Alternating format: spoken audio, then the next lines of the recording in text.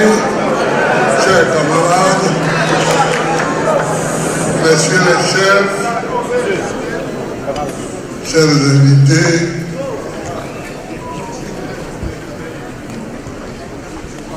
on vous a déjà salué, mais je vous remercie d'être tous là. Merci vraiment d'être là et de me faire l'honneur de venir à mon invitation. Il se fait tard, on va aller vite.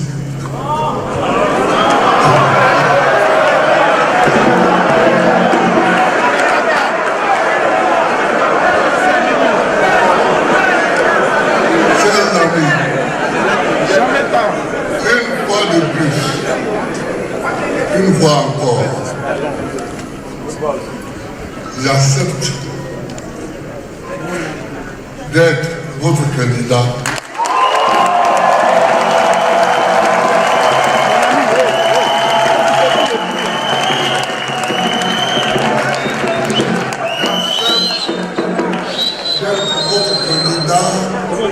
Pour aller à la bataille.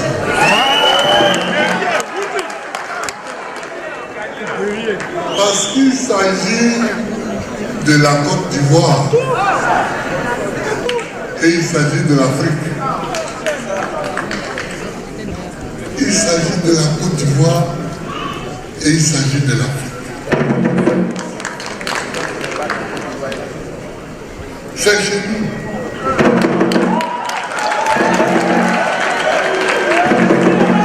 L'Afrique, c'est chez nous.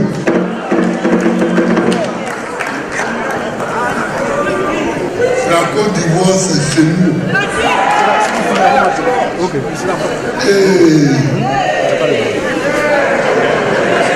nous ne pouvons pas laisser les autres se battre pour nous. Nous devons nous battre pour nous-mêmes. Quelquefois, quand je parle à des plus jeunes, et même à mes enfants,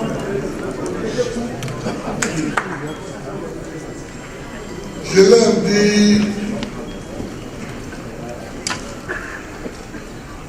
les Africains ont de grandes admirations pour les Occidentaux. Ils ont des admirations. Mais dans tel pays, ils font ceci, dans tel pays, dans tel autre pays, ils font cela.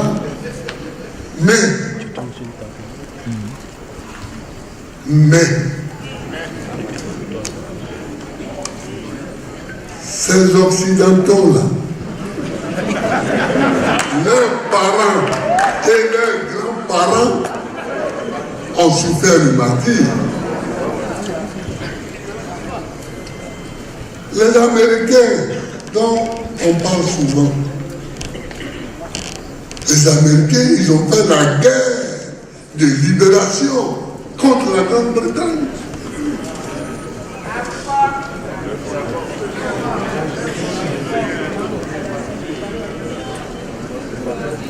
Puis, ils ont fait la guerre intérieure. Le Sud contre le Nord. Et tout ce que nous voyons aujourd'hui, c'est le résultat de ces guerres. Ils se sont battus pour que leur pays soit propre, pour que leur pays soit bien. Et bien, aujourd'hui, leur pays est bien. Mais nous, on veut être bien sans se battre. On veut être bien sans traverser des périodes difficiles. Mais enfin,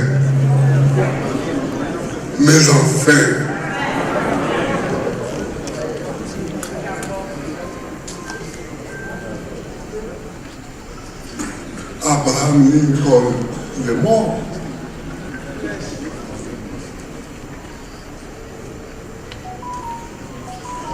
George Washington, qui a laissé son nom à la capitale et qui a été le premier président, il est mort. Mais ce sont leurs petits-enfants qui aujourd'hui profitent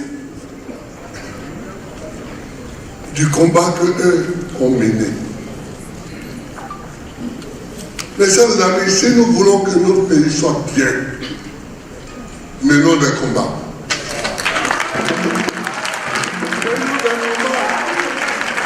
Sans combat,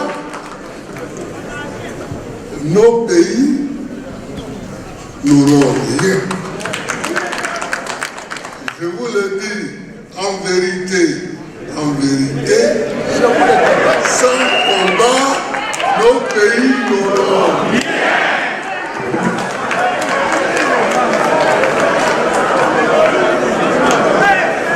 Vous croyez que quand Assoa Dougou l'a cité tout à l'heure, quelques petits combats que nous avons menés, vous croyez que quand nous nous battons à longueur d'année, quand nous allons en prison, que nous revenons, nous y allons, nous revenons, parce que nous avons la prison.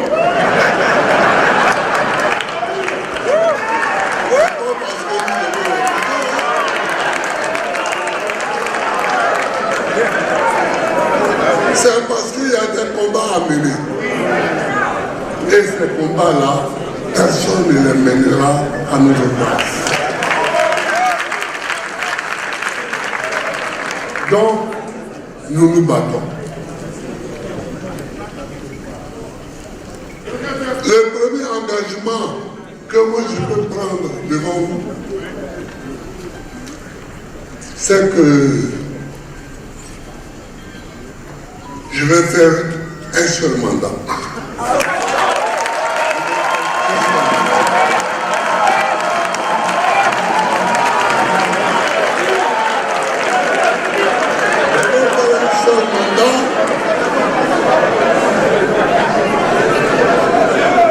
Pour fixer les clous.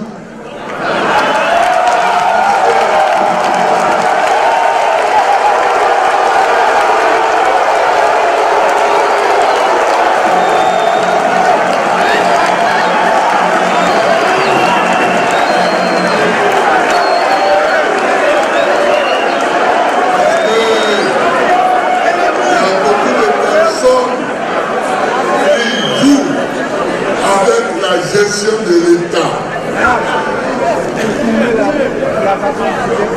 Parce que les coûts n'ont pas été fixés. Nous allons les fixer. Et on n'a pas besoin de plus d'un mandat pour ça. On n'a pas besoin de plus d'un mandat. Ils ont vu clair. C'est pourquoi ils nous ont fait la guerre. À partir de 2001.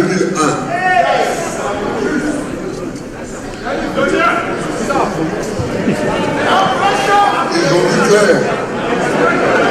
Ils ont vu où nous allions. Ils ont dit on ne peut pas laisser terminer ce mandat. Si on laisse terminer, on est cuit pour demain.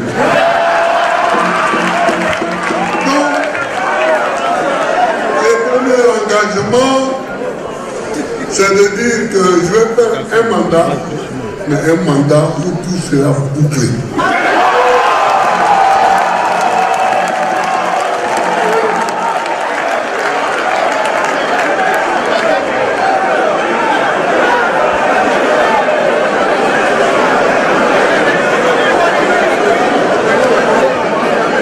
Le deuxième engagement que je prends, le deuxième engagement que je prends, c'est que notre pays a connu beaucoup de problèmes, beaucoup de frottis-frottants.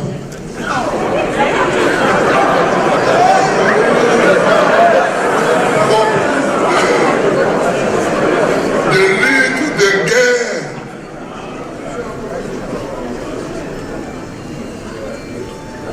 Mais nous ne connaissons pas la vérité sur tous ces conflits-là.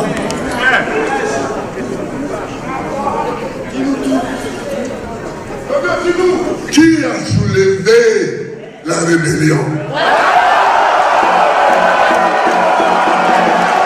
Qui a fait la rébellion? Ce n'est pas les enfants que nous voyons là.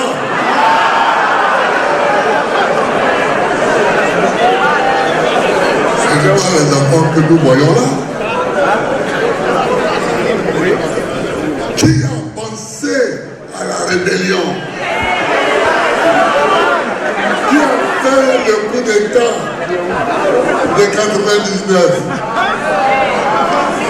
Qui a créé tous ces conflits qui nous amènent là où nous ne devions pas être?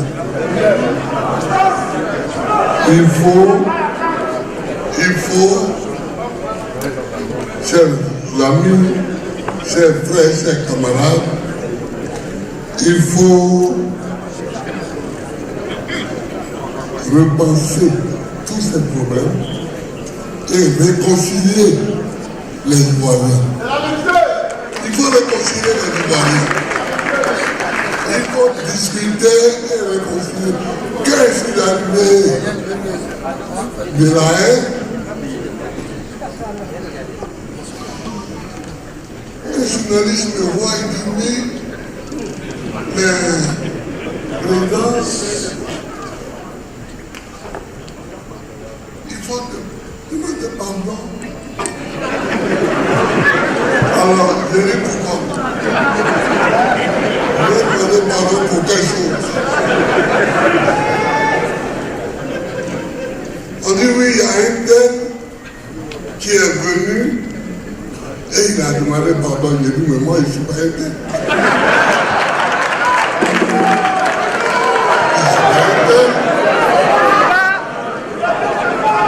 Je suis ancien président de la République. Exactement.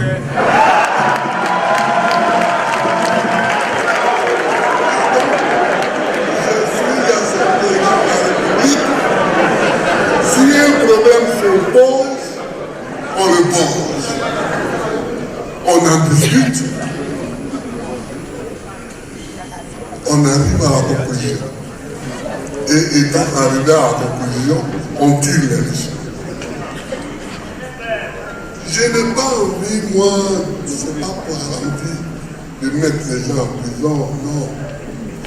Quand quelque chose, quand un moment est passé, ce moment est passé. Donc, le moment de mettre les gens en prison est passé. Mais par exemple, il y en a qui parlent, oui, il y a des femmes qui sont mortes à Bobo, mais qui les a tuées? Qui les a tuées? Il faut qu'on trouve qui les a tuées. Les femmes sont mortes à Bobo, mais il faut qu'on trouve qui les a tuées. On ne peut pas dire oui, quand Babo était président, c'est lui. Il y en a même qui pensent qu'ils sont intelligents. Ils disent oui, c'est la responsabilité. C'est la responsabilité.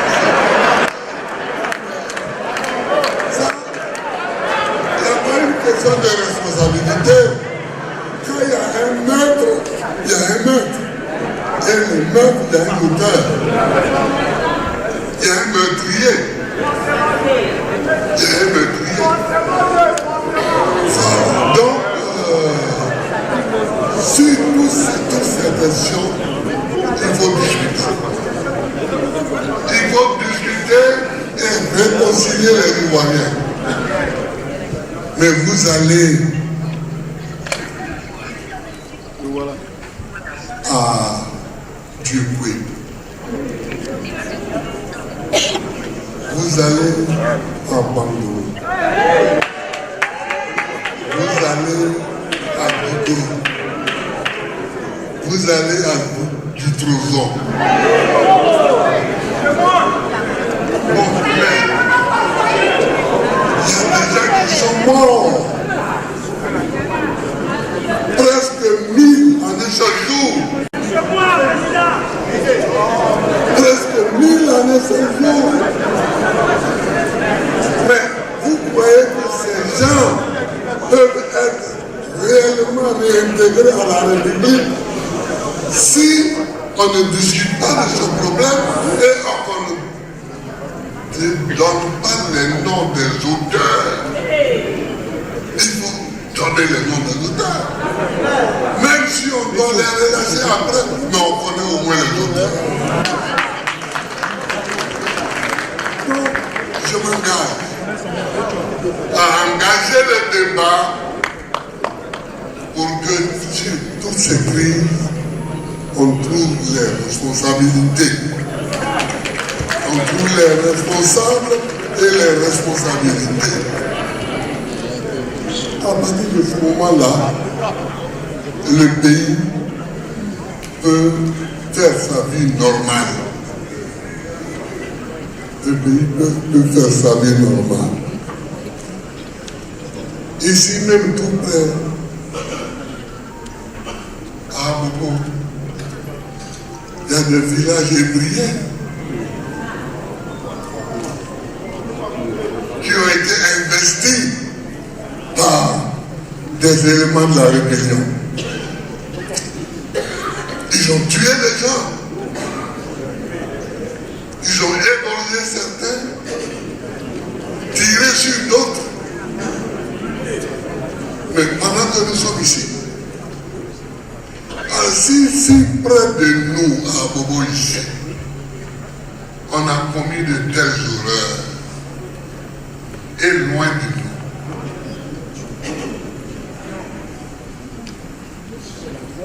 Moi, je connais quelqu'un qui fait aujourd'hui les réseaux sociaux. Mais quand tu dis un certain nom, il tressaillit et il pleure. Parce qu'on a tué son père.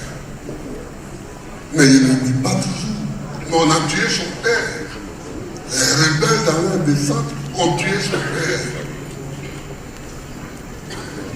Il nous faut apporter aux Ivoiriens qui ont souffert, il nous faut leur apporter l'apaisement.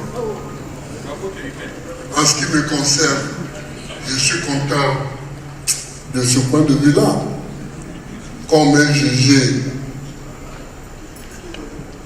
de 2011 en 2019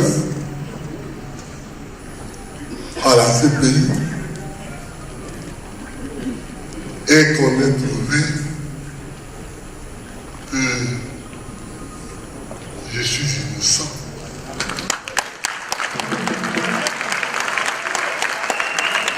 Et ce serait hypocrite que de dire que je ne suis pas heureuse pour ça. Aller en prison, c'est une mauvaise chose. Et on n'aime pas aller en prison. Mais au moins, quand vous allez en prison, qu'on vous déclare innocent et qu'on vous rend à la liberté et à votre pays et à votre famille, vous êtes un homme heureux.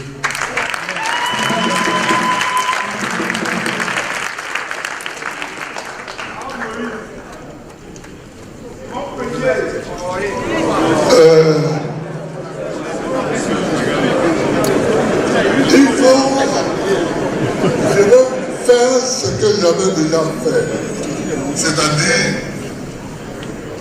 qu'il faut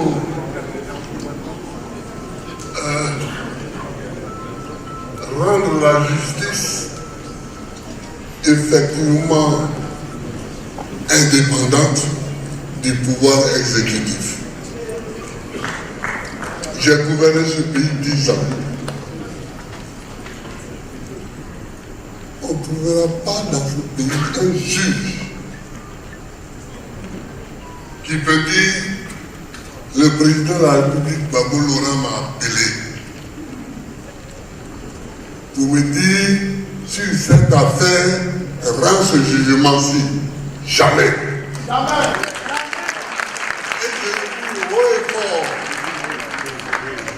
Et je le dis haut et fort, devant témoin.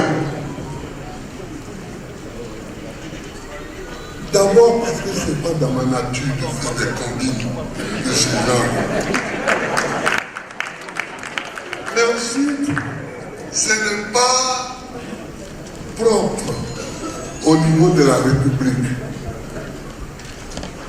Ce n'est pas propre de vouloir faire des combines de ce genre. Non. Nous n'avons jamais fait ça et c'est pourquoi personne ne nous a jamais accusé de ça. Il faut rendre la justice libre, indépendante du pouvoir exécutif et établir des règles, Katina l'a dit tout à l'heure, pour que les juges puissent avancer dans leur fonction sans avoir à venir s'accroupir chaque matin ou chaque soir dans le bureau du président de la République pour mendier un poste, un avancement. À quoi ça ressemble ça? À rien du tout. À rien du tout. Ah, je m'engage à désendetter la Côte d'Ivoire.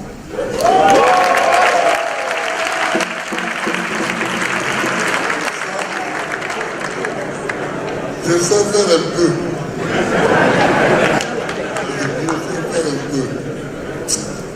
Mais c'est vrai que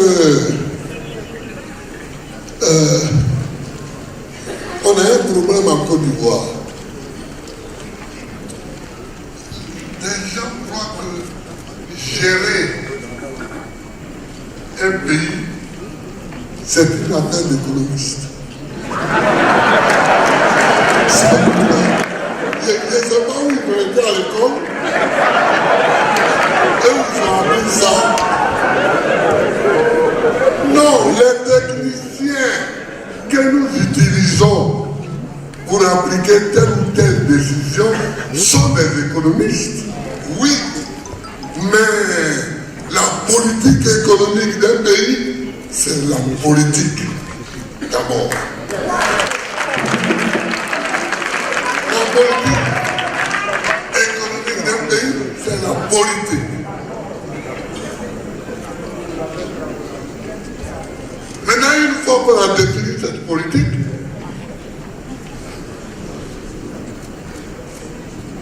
comme j'ai appelé à l'époque les Mamadou Koulibaly, les Bonou Guabré, j'ai dit bon,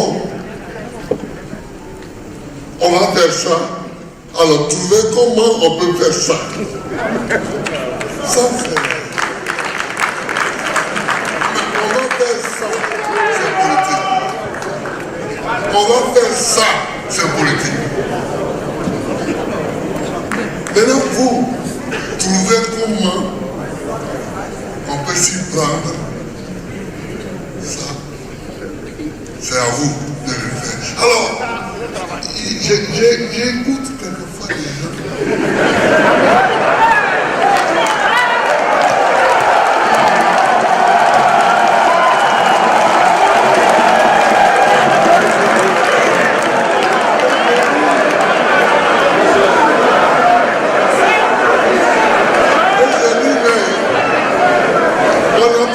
Université ou quoi? On n'a pas fait les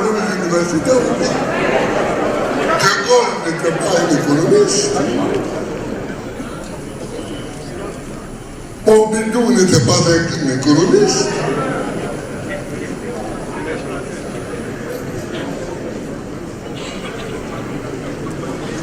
François Mitterrand n'était pas un économiste. Jacques Chirac n'était pas un économiste. Mais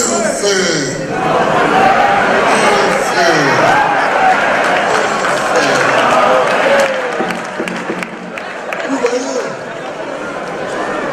donc il ne faut pas qu'on se trompe. Il ne faut pas qu'on se trompe. Les gens croient qu'il faut être économiste pour tracer les sillons d'une politique économique. Ce n'est pas vrai.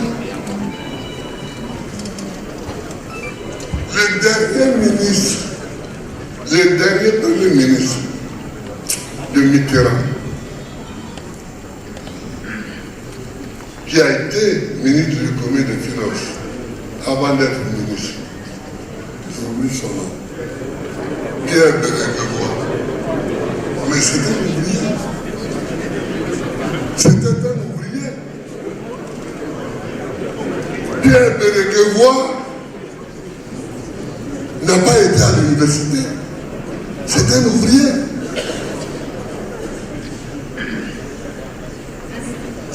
Est-ce que vous comprenez?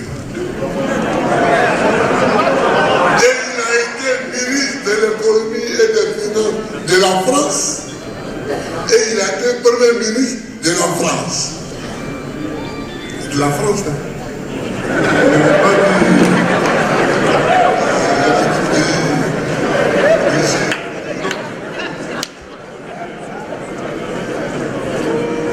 Alors, il faut que, en Côte d'Ivoire, les gens cessent de confondre la pensée, la décision et l'applicabilité concrète.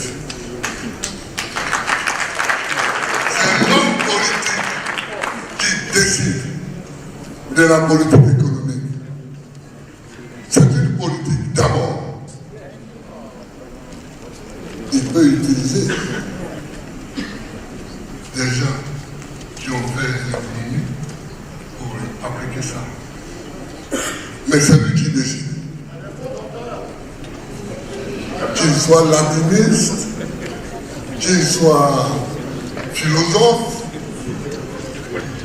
qu'il soit, je ne sais pas moi quoi. Et moi je suis très fier d'être historien. Ça m'a appris beaucoup de choses qu'ils ne savent pas, par exemple ça, ils ne savent pas.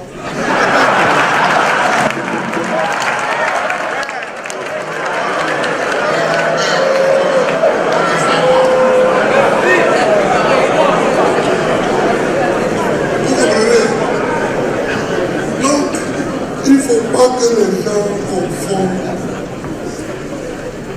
Ah oui, j'ai été banquier. Ah oui, j'ai été ceci. Ici, on cherche un président de la République. On cherche un chef d'État. C'est-à-dire, on cherche quelqu'un qui va prendre des décisions qui vont orienter notre économie, qui vont orienter notre politique. C'est ça qu'on cherche. On ne cherche pas un ancien banquier.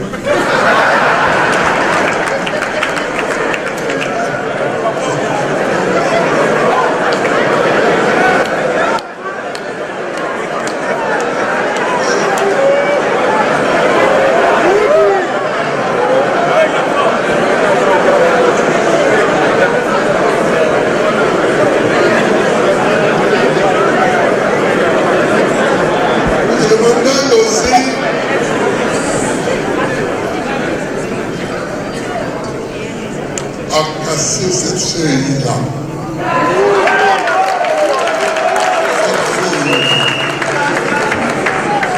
Et à mettre en place un chargé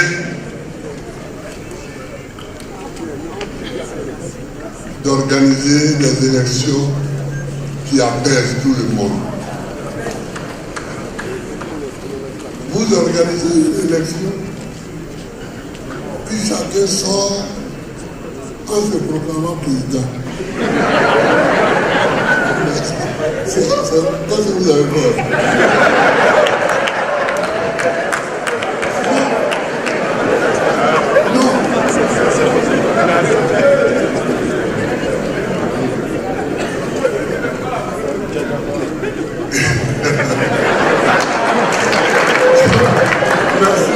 Merci.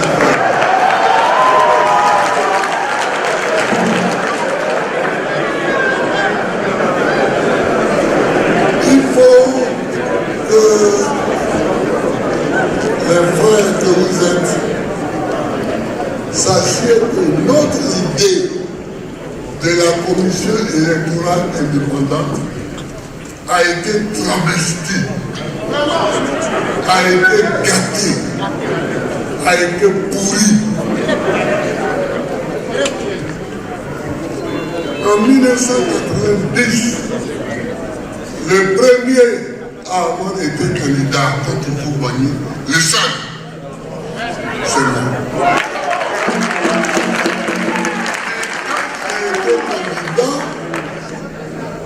J'ai vu, j'ai entendu ce qui s'est fait et ce qui n'a pas été fait alors que ça aurait pu être fait. À partir de ce moment, octobre 1990, nous avons réclamé les pays à corps et à cri une commission neutre chargée d'organiser les élections pour que chacun ait son véritable poids politique. Et puis, en rencontrant tous les amis africains,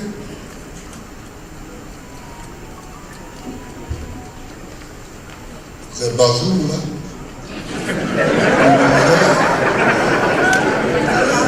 les Choufou, les Bazoum, les Lamine Savadé au Sénégal,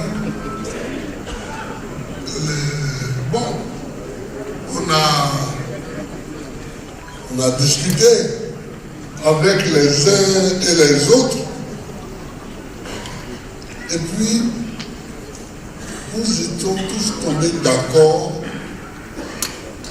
pour la mise en place dans nos pays respectifs d'un organe neutre chargé d'organiser des élections crédibles.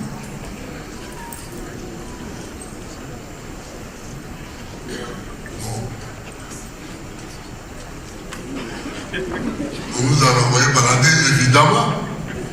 On nous renvoyait balader. Et puis, à la faveur du coup d'État de 1999, nous avons réussi à faire passer l'idée. Parce que Gueye avait réuni tous les acteurs politiques, mais tous les acteurs aussi de la vie sociale pour discuter de la sortie de la crise.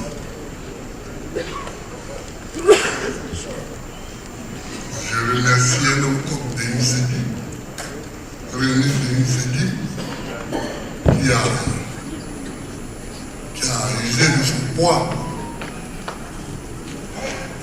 Les projets de droit, je ne parle pas de nos militants, mais des Séguy, Honoré Dieu, aussi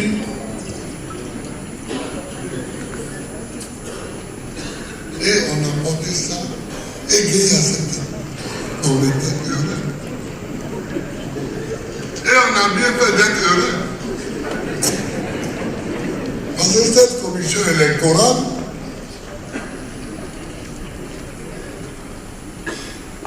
a décidé que le candidat n'était pas le président. Et que l'élu n'était pas le président en fonction. Mais que l'élu était son adversaire, Laurent Gbagbo.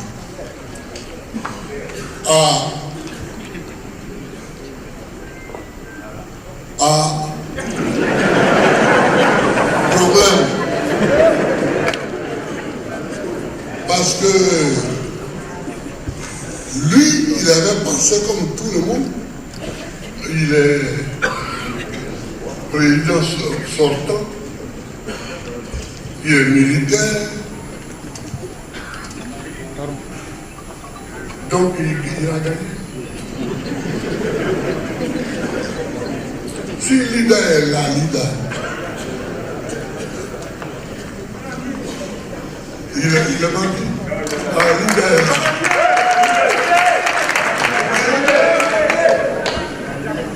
C'est lui que la hiérarchie de l'Église catholique a envoyé me chercher parce que chaque soir, on m'emmenait, lui, Lida, qui s'occupait de ma sécurité, m'emmenait dormir quelque part.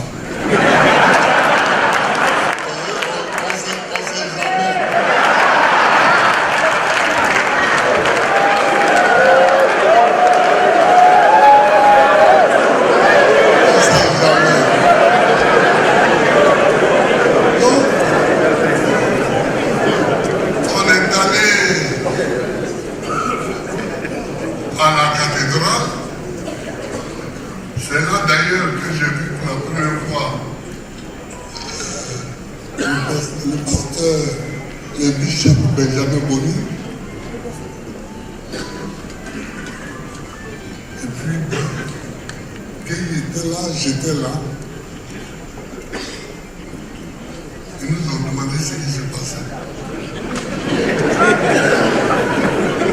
Quand il dit qu'il a gagné, j'ai dit que j'ai gagné. Et les évêques, ça a plus quoi dire. Je lui ai dit, mais Seigneur, c'est moi qui ai gagné. Quand il dit, mais frère, tais-toi, c'est moi qui ai gagné.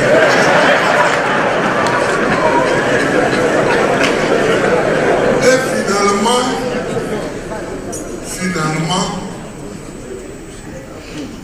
des ministres de Gueye ont fait irruption dans la salle où nous étions en réunion pour dire que Gueye est en train de raconter des histoires mais que c'est Gbagbo qui a gagné.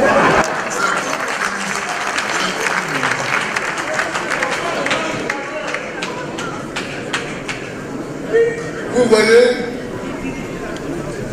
voyez donc l'histoire de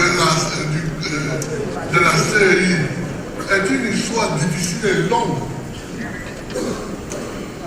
C'est là que pour la première fois, devant ces évêques et ce pasteur, que je me suis rendu compte que non,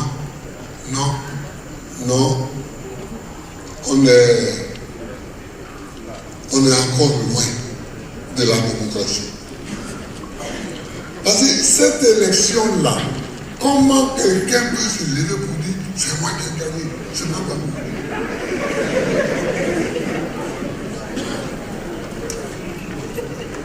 Évidemment, pour dire ça, il a annulé les votes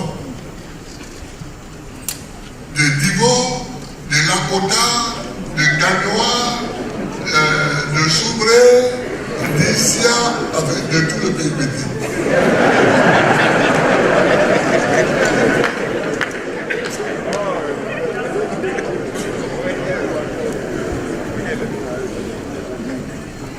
Dano était dans la commission électorale d'ailleurs. Donc, finalement, la mobilisation du peuple a fait que Gueye est parti. Quand on lui a dit que les gens marchaient, ils venaient de Yopougon, il est monté dans un hélicoptère. C'est sur lequel il a vu la masse qui arrivait. Il a dit au pilote, amène-moi au Togo. Le gars dit non, il n'y a pas assez de carburant pour arriver au Togo. Il dit bon, dépose-moi sur Papa Togo. C'est comme ça qu'on l'a amené chez Papa Togo. Après de Grands. Quand le pilote est revenu, il est venu me dire, mais je ne l'ai pas dit parce que je ne voulais pas que les militaires aillent le débusquer ou lui faire du tort. Donc, je regardais là-bas et ses amis à lui, français, avec qui il avait fait l'école de justice, sont arrivés. C'est à eux que j'ai dit où était Gueye. Et je les ai fait accompagner par des chauffeurs et des officiers pour aller voir Gueye. C'est comme ça qu'ils ont pris Gueye et ils l'ont emmené dans son village, à Kabakouma. Mais, donc, l'histoire de la CEI a une histoire en Côte d'Ivoire. Et aujourd'hui, à nous, on veut faire croire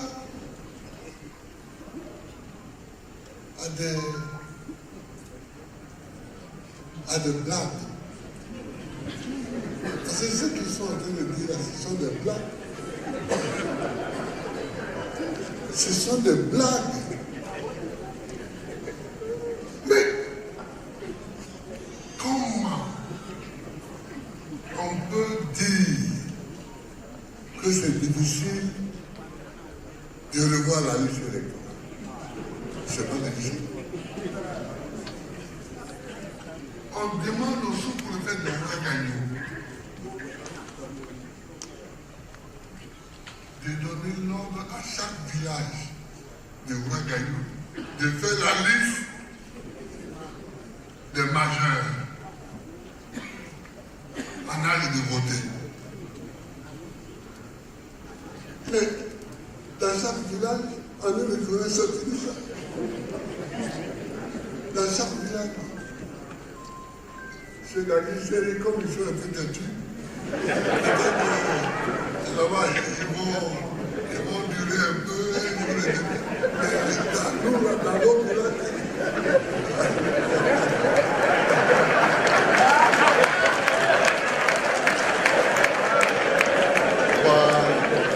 mais nous, dans nos villages, on fait ça tranquillement. Donc, la série, vraiment, il faut la changer. Je ne dis pas qu'il faut changer les hommes, mais il faut même changer sa conception. Mais un jour, j'ai vu sur une photo des gens qui sont à la série. Je les ai regardés, j'ai ri. J'ai dit, mais si ceux-là sont dans un organe qu'on appelle un organe indépendant et neutre, ceux-là. Moi, je ne vais pas dire ici. Et je ne vais pas l'autre. Habiter ici, on se connaît. En long et en large. On se connaît.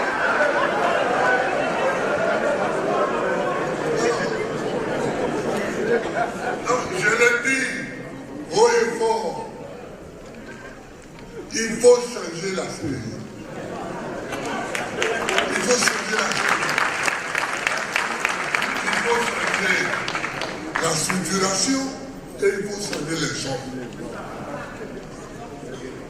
Parce que dedans, il y a trop de personnes qui ont faim.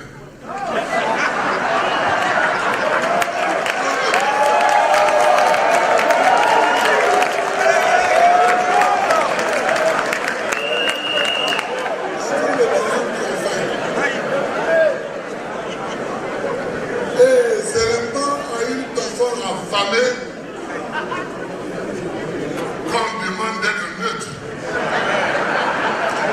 Parce que vous lui donnez un morceau de pain, il est avec vous. Oh, qui peut donner des morceaux de pain? C'est celui qui est assis dans une boulangerie.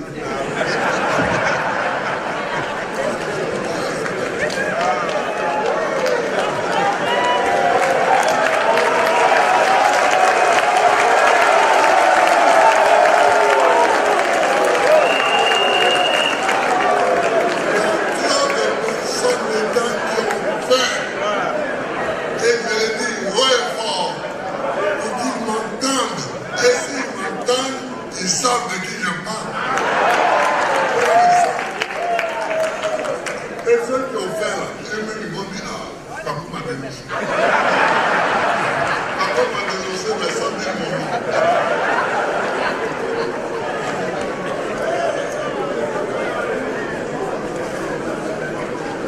Bon, il faut favoriser le leadership des femmes et des jeunes. Est-ce que j'ai besoin de... Mais si ce problème-là, le problème des filles, il y a aussi les femmes elles-mêmes à qui il faut comprendre. Il y a les femmes elles-mêmes et puis il y a leurs maris aussi. Il y a les maris. Parce que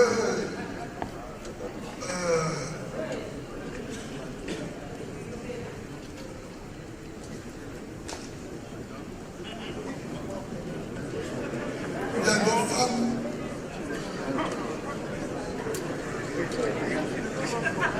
qui font souvent le choix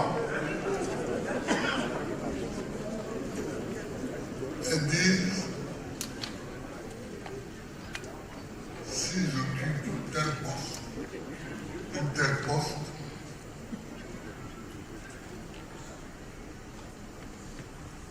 je serai souvent absent de mon domicile.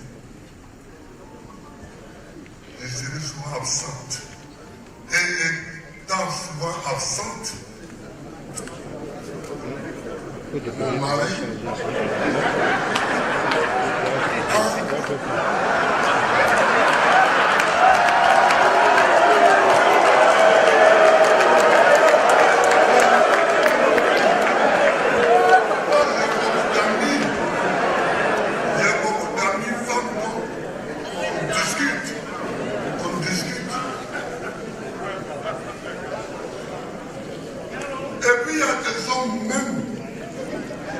qui sont jaloux de voir leur femme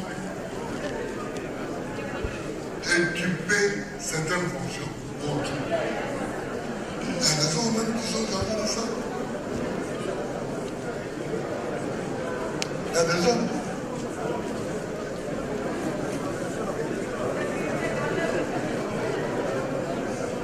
Et j'observe. Quand j'étais chef d'État, j'avais un certain nombre de femmes ministres.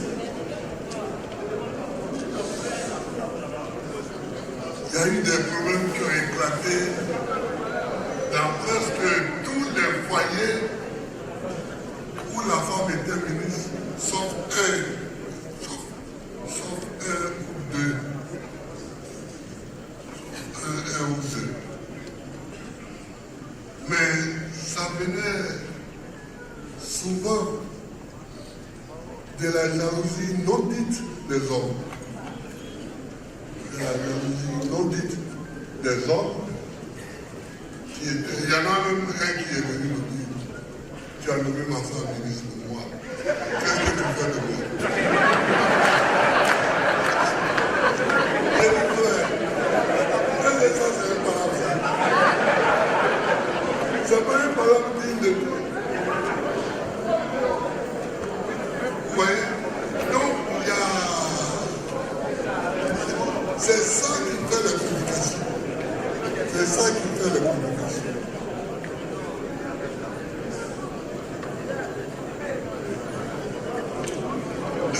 Je m'engage aussi à transférer effectivement la capitale à Yaoundé.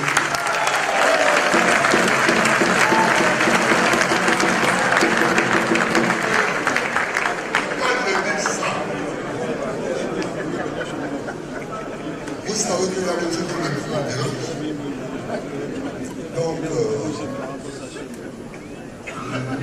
je pense que je mets la capitale à la main. Voilà. Mais il faut lire les rapports. Il faut lire. Il faut lire. Il y a un changement climatique. Et depuis les côtes du Nigeria jusqu'aux côtes du Libéria et de la Sierra Leone,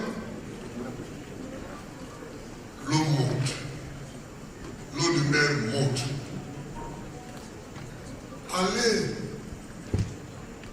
à Lagos. Allez à Lagos.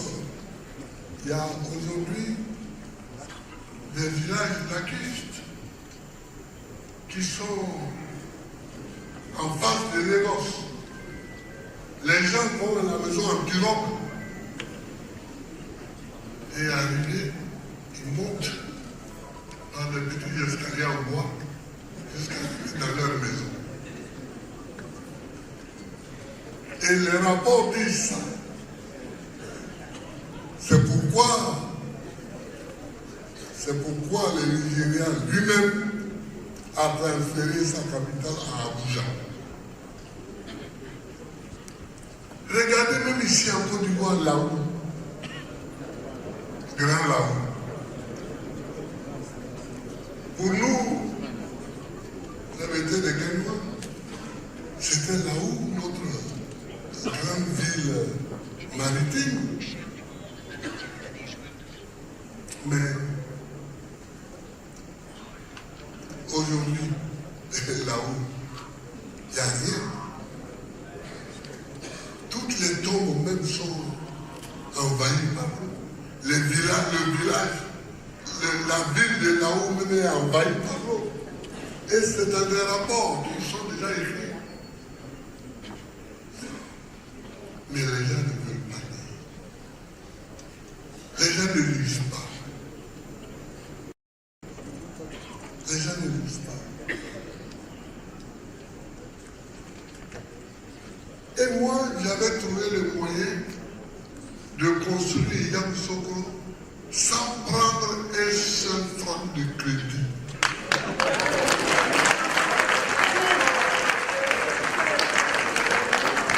J'ai construit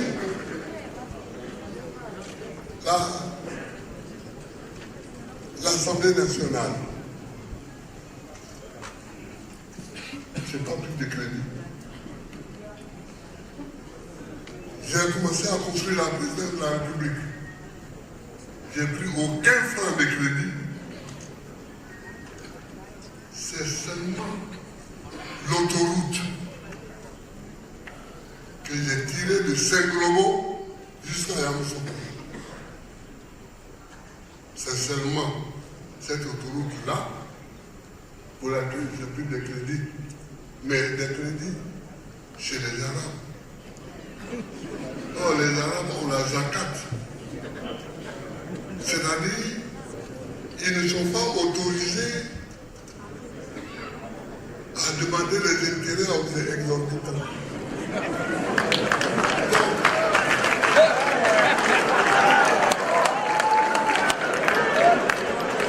Ils ne sont pas autorisés à demander des intérêts exorbitants sur les prêts qu'ils accordent.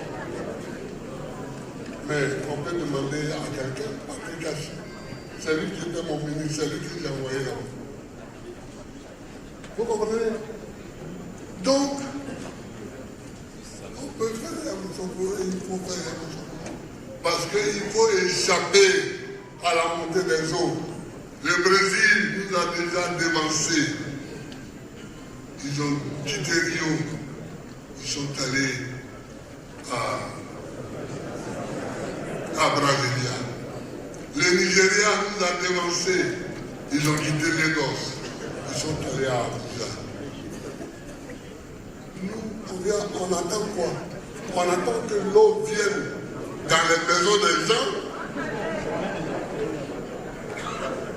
Les Ivoiriens, les gens comme ça, après ils vont crier. Non. Ils n'ont qu'à lire les rapports. Ils n'ont qu'à lire les rapports. Dans le parti, j'ai confié d'ailleurs les problèmes d'environnement au ministre Vincent Lecouquier, qui est un homme très sensible et très compétent.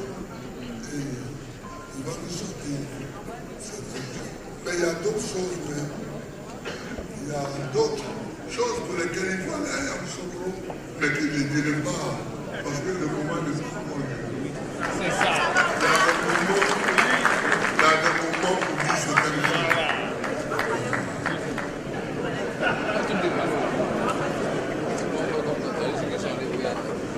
Alors, faire acheter, je m'engage à faire acheter les produits agricoles au juste prix et à promouvoir les histoires.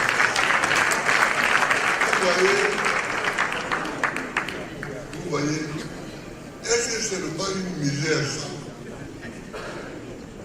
Qu'au Cameroun, on achète le cacao à 5 000 francs le kilo, au Ghana à 3 000 francs le kilo et en Côte d'Ivoire à 1 500. Le cacao, nous sommes les premiers producteurs.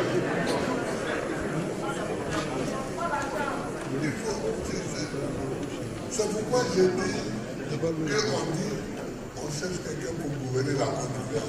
On ne cherche pas quelqu'un qui a travaillé dans le Liban.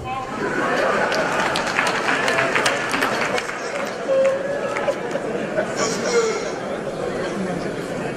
la vision élémentaire, c'est que si tu achètes le cacao des paysans à 5 000 francs le kilo, en Côte d'Ivoire ici, il y a de l'argent qui circule dans les mains des gens.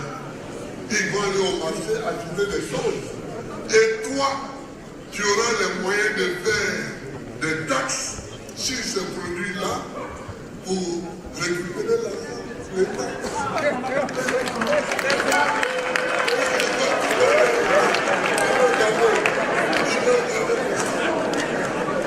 En cherchant à garder l'argent, on perd.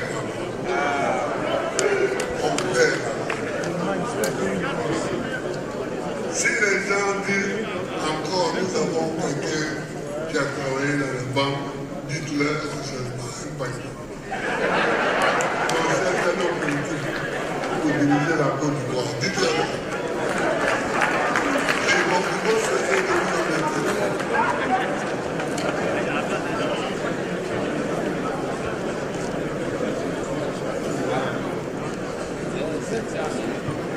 on continue à parler de lutter contre la corruption. Ça, moi j'ai déjà fait ça. Un jour, j'étais là avec quelques-uns de mes ministres devant la présidence de la République. Et puis, Yodé et Siro sont venus me saluer. Ah, j'ai dit, mais vous deux, chantez votre chant là. Vous avez un chant, chantez ça. Ah, ils avaient, j'étais gêné. Le président, j'ai dit, mais vous ne connaissez pas votre chant. Vous dites que si tu nommes quelqu'un qui vole, c'est que toi-même tu es un voleur. C'est pas ça.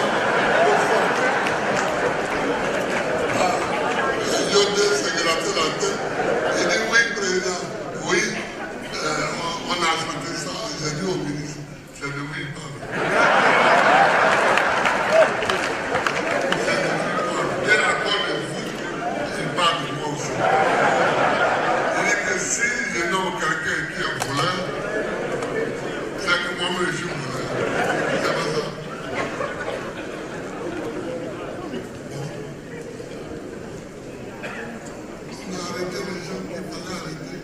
même nos amis, parce qu'on a été convaincus qu'ils ont volé, on les a arrêtés. Mais à part mon gouvernement, depuis l'indépendance, quel chef d'État en Côte d'Ivoire on a vu arrêter ses proches voleurs? Qui?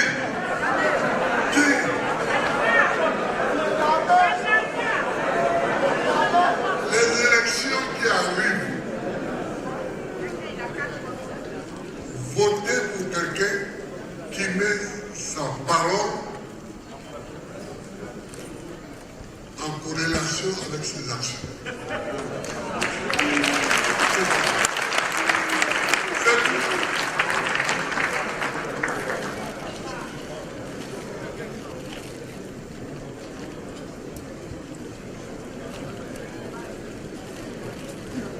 Alors, je vois des journalistes ici. Rétablir la liberté de la presse et assurer la viabilité des médias.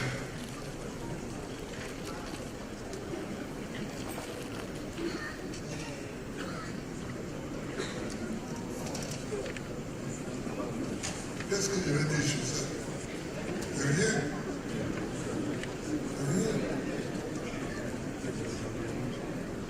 Assurer la liberté de la presse. Moi, j'étais président, j'ai nommé même des gens qui sont PDC, je les ai nommés. Dans la presse, je les ai nommés. C'est qu'est-ce qu'il va me dire qui va me faire mal? Rien. Donc, si je vois qu'il est compétent, je le nomme. Et puis c'est tout. Maintenant, s'il me montre qu'il n'est pas compétent, je l'enlève. Je l'enlève. Donc, chers amis, voilà ce que je voulais vous dire.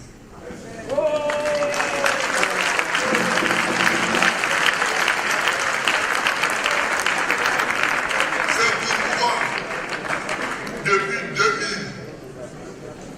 je vous dis, donnez-moi le pouvoir pour que je vous le rende.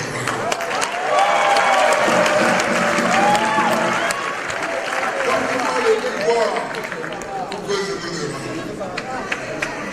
Ça, c'est... Parce que moi, les retombées du pouvoir, ce n'est pas moi que ça regarde, c'est vous que ça intéresse. C'est vous que ça intéresse.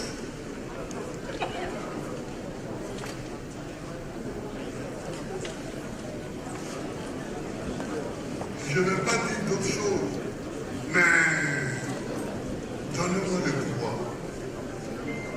En 2025. Donnez-moi le pouvoir.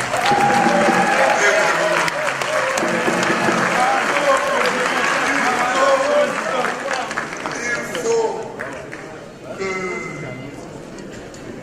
notre pays soit à la pointe d'une diplomatie qui rende l'Afrique effectivement indépendante. Nous avons des problèmes comme l'Est du Congo. C'est la galère, il y a des morts tous les jours. Nous avons des problèmes comme le Sahara occidental, qui est un problème infini entre l'Algérie et le Maroc. Nous avons des problèmes comme l'AES, le Niger, le Mali, le Burkina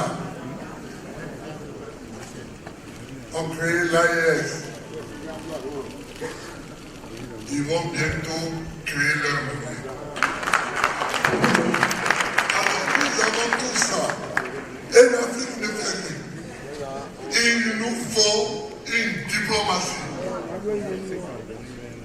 qui bouscule l'Union africaine, qui bouscule toutes les organisations africaines pour que, sur ce terrain-là, l'Afrique s'en sorte au lieu de se battre tous les jours. Et je m'engage à le faire. Je m'engage à le faire.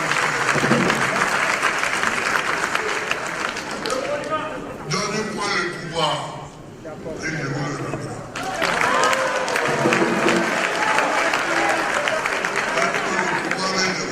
Parce que quand on est à cet âge ici, à soi, on a passé toute notre vie à lutter.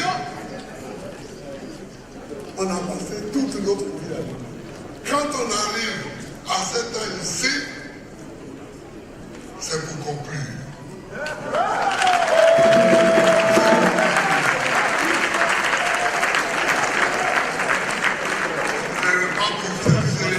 Un salaire, même, c'est pas pour chercher un salaire. Nous avons dépassé le stade de la recherche des salaires importants. Oui, j'ai dépassé ça. On a dépassé ça. On vit bien. On a de quoi vivre. Il faut avoir un idéal. Il faut avoir un idéal pour lequel on se bat.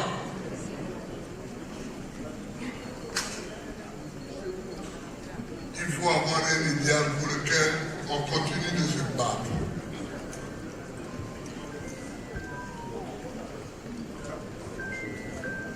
Je vous l'ai dit, les amis, si vous me donnez le pouvoir, c'est vous qui l'aurez.